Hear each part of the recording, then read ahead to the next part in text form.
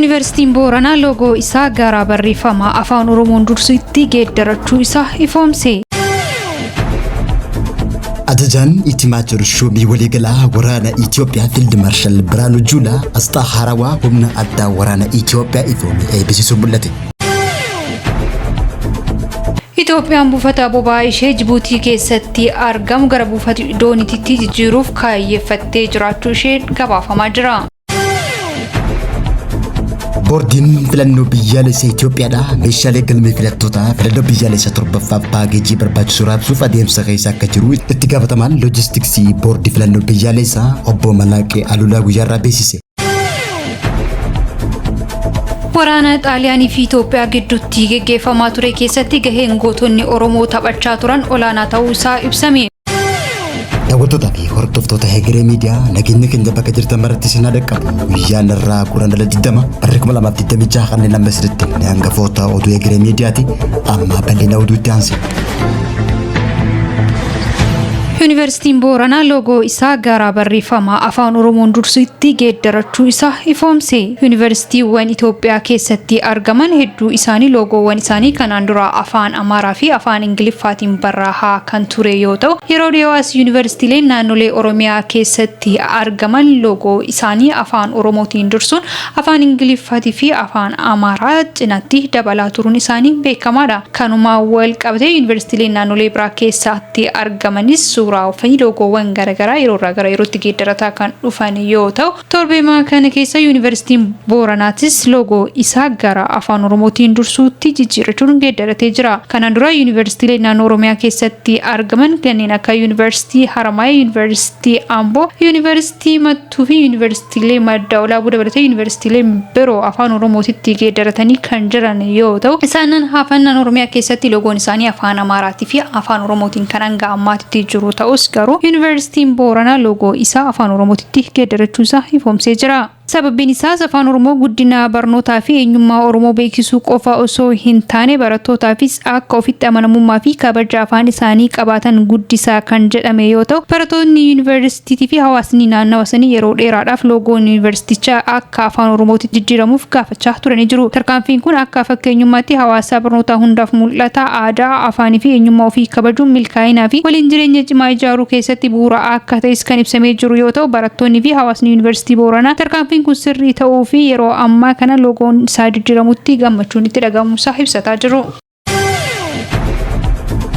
Hoogganaan raayyaa ittisa biyyaa Itoophiyaa Fiild Maarshaal Biraanuu Juulaa asxaa haarawaa ifoome ajaja opereeshinii addaa waggaa 65ffaa kabajame sababeeffachuun eebbise. Ayyaanni ajajaa humna addaa opereeshinii raayyaa ittisa biyyaa Itoophiyaa waggaa 65ffaan magaalaa Hawaasaatti kabajamaa jiru irratti asxaan addaa humna addaa raayyaa ittisa biyyaa ifoome eebbifameeti jira. Kabaja hundeeffama humna addaa raayyaa ittisa biyyaa Itoophiyaa waggaa 65ffaa kanarratti argamuun kan eebbisan ajajaa olaanaa waraana Itoophiyaa Fiild Maarshaal Biraanuu Juulaa itti aanaa isaa Jeneraal Abbabaw Taaddasaa hooggantoota olaanoo waraanaa akkasumallee hooggantoota olaanoo naannoo Sidaamaa manguddootaa fi abbootii amantaa sagantaa irratti argamanitti jiru. Itti aanaan ajajaa opereeshinii humna addaa Meejar Jeneraal Abbabaa Said haasawaa sagantaa irratti taasisan ajajni kun haala rakkisaa adda addaa keessa dabre biyyatti cimsuu akka danda'ee fi gara fuulduraatti rakkoo dhufuu maluu danda'u hundirraa buqqaasuuf hojjechaa jiraachuu beeksise. Ayyaana kana kabajuun cimina isaanii ibsuu fi dadhabina isaanii sirreessuudhaan hojii mootummaa fi dhaabichi nuuf kennamu raawwachuuf qophaa'aa akka jiran ibsanitti jiru. Ayyaanni kun seenaa gootota dhaloota Hegereef dabarsuu fi wareegamtoota kabajamoo wareegama yaadachuuf kan qophaa'e ta'ullee ibsan. Itoophiyaan buufata boba'aa ishee Jibuutii keessatti argamu gara buufata dooniitti jijjiiruuf kaayeffattee jiraachuu ishee gabaafamaa jira. Itoophiyaan yaaliiwwan buufata doonii argachuuf taasistu hanga ammaatitti osoo addaan hin kutin dhama'uu irratti kan argamtu yoo ta'u, Itoophiyaan buufata boba'aa ishee biyya Jibuutii keessatti argamu Dammaraa Joogeetti jijjiiruuf yaada akka jirtu himamaa jira. Kunis fedhii boba'aa biyya keessaa dabalaa dhufee fi bakkeewwan kuusaa jiran guutamuuf kafaltiiwwan harkifannaa guddaan dooniiwwan boba'aa fidanii kafaluu irraa kan ka'e ta'uusaa kan himamaa jiru yoo ta'u, ministeera geejjibaa fi loojistiikii Alamuu Simee dura taa'aa abbaa taayitaa buufata doonii fi zoonii bilisaa Jibuutii Abubakar Umar Hamdii fi gitaa isaanii Jibuutii waliin mari'atanii jiru. Ministeerri kun buufataaleen boba'aa Darmaadoogaa buufata baaburaa Nagaadee waliin akka wal qunnamus kan gaafatanii jiran yoo ta'u, Itoophiyaan rakkoolee isii mudatu wal qabate haala salphaan furuuf kaayeffatteetiin kan hojjetaa jirtu ta'uusaa ibsamaa jira. Kanaanis Itoophiyaan buufata boba'aa ishee gara buufata doonii Jibuutiitti deemaa jirti. Boordiin filannoo biyyaalessaa filannoo torbaffaa dhuftu irratti meeshaalee paakeejii filannoof barbaachisan raabsaa jiraachuun ibsame. Hanga ammaatti magaalaa Finfinnee qofatti hanga gurraandhala 12 bara 2018tti buufataaleen filannoo 52,720 bakka filannoon kun sadii keessatti gaggeeffamu keessaa meeshaalee gara 22 paakeejii ta'anii akka dhiyaatan ibsame. Boordiin filannoo raabsa meeshaaleetti filannoowwan geejjiba gosa adda addaa akkasumallee makiinawwan fe'umsaa ulfaatoo hanga 5,000 kireessuu fi geejjiba qilleensaa yeroon bakka fagootti geessuuf qophaa'aa jiraachuu beeksise. Haaluma kanaan naannoo Gambeellaa naannoo filannoon kun itti adeemsifamu akooboo gahuudhaaf bidiruun akka hojjetame kan ibse boordiin akka sagantaa daawwannaa kanaatti adeemsi raabsaa mootummoota naannolee waliin ta'uudhaan kan raawwatamu yoo ta'u dhiyeessii makiinaalee naannoo kun kan raawwatamuu fi raawwiin kunis guutumaan guututti boordii filannoo biyyaalessaatiin kan hordofamu ta'uun ibsame. Raabsaan kun naannolee fagoo jiraniif dursi akka kennamuu fi filannoo bara kanarratti buufataaleen filannoo 130 irratti galmeen teekinooloojii kan deeggaramu ta'uun ibsame. Itti gaafatamaan loojistiksii boordii filannoo obbo Malaakeen akka ibsetti filannoo gaggeeffamuuf yeroo waggaa tokko hafutti buufataalee tokko isaanii keessatti fudhachuudhaan hojii loojistiksii qopheessaa jiraachuu beeksise. Buufataalee galmee filannoon harkaan itti gaggeeffamu keessatti meeshaaleen gosa 7 kan raabsaman yoo ta'u galmee kaardii filannoo unkaa gosa 9 fi keetii barreeffamaa meeshaalee barreeffamaa gosa adda addaa 27 kan of keessaa qabu ramadamee jiraachuu ibse. Akka itti gaafatamaan kun jedhutti raabsiin leenjiftoota buufataa hanga gurraandhala 20 bara 2018 kan xumuramu yoo ta'u raabsiin meeshaalee galmee filattoota torbaan dhufu irraa eegalee hojiirra kan oolu ta'uu ibsee jira. Haala nageenya naannolee biyyattii tokko laal naannoo rakkoon nageenyaa jirus ta'ee hin jirretti dhibba kan raawwatamu ta'uu boordii filannoo biyyaalessaa beeksise. Haa ta'uuti malee raabsichi kallattiidhaa fi murtee hojii boordii kenneen akka raawwatamu kan beeksifame yoo ta'u gama biraatiin ammoo afaanota 6 kanaan dura gaggeeffamaa ture irratti afaan Sidaamaa dabalachuudhaan filannoon biyyaalessaa torbaffaan bara kanaa keessatti afaan 7 kan gaggeeffamtu ta'uun ibsamee jira. Waraana Xaaliyaanii fi Itoophiyaa gidduutti gaggeeffamaa ture keessatti gaheen gootonni Oromoo taphachaa turan olaanaa ta'uu isaa ibsame. Waltajjiin gumii bal'aa marsaa 49ffaa mata duree Adawaan injifannoo waloo yaadannoo waliin jedhuun gaggeeffamaa jira.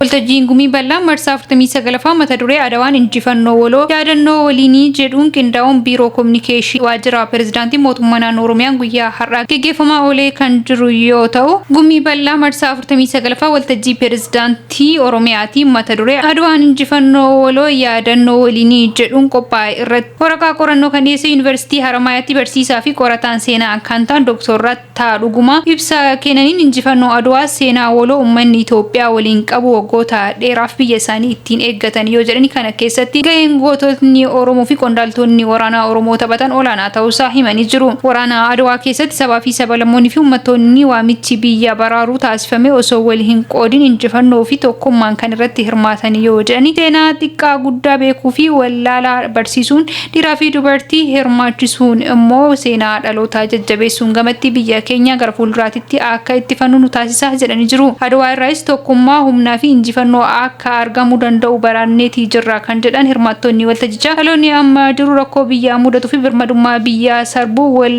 gargaarsaa fi tokkummaa jaalalaan ijaaramee yoo hojjete gaheen biyya tarkaanfachiisuu fi rakkoowwan waraanaa irraan biyya ofii baraaruu olaanaa ta'uusaa Dr. Rattaanis yaadachiisanii jiru. Waraana Adawaa Itoophiyaa fi Xaaliyaan gidduutti naannoo Tigraay keessatti gaggeeffame keessatti hawaasni Oromootii fi qondaaltonni waraanaa Oromoo hedduun irratti kan hirmaatanii fi injifannoo Itoophiyaan har'a argatteef akka galtee guddaati kan jedhame yoo ta'u Adawaan injifannoo abbootii fi haadholii keenya galmeessisan nuti immoo yeroo ammaa diinagdee birmadummaa biyya keenya kabachiisuun seenaa haaraa galmeessisuu qabnas jedhamee jira. Dhaloonni yeroo ammaa bu'aa waloomaa fi tokkummaa injifannoo Adawaa seenaa waloo keenya bareechee hubatee tokkummaa waliin ta'e seenaa dhaloota bara baraan akka hin daganne hojjechuu akka qabus dhaamaniiti jiran.